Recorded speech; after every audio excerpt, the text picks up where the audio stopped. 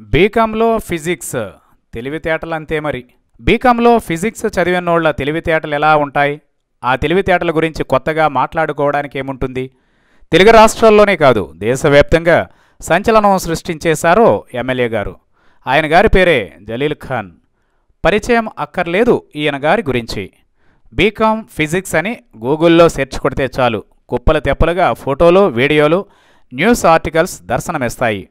తెలుగు నేలకి అంతగా పాపులారిటీ తెచ్చిపెట్టేశాడు ఆయన.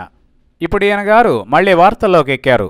జగన్ గనుక దురదృష్టవశాత్తు ముఖ్యమంత్రి అయితే అంటూ విరుచుకుపడిపోయారు.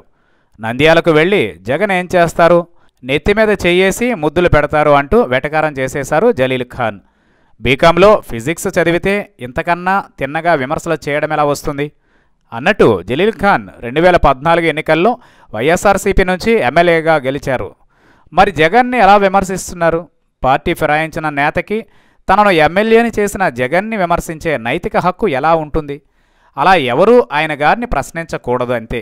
ప్రశ్నించారో ఈసారి బీకాంలో ఫిజిక్స్ తరహాలో మరో బాంబు పేల్చి తెలుగు నేల పరువు తీసేసినా తీసేస్తారు.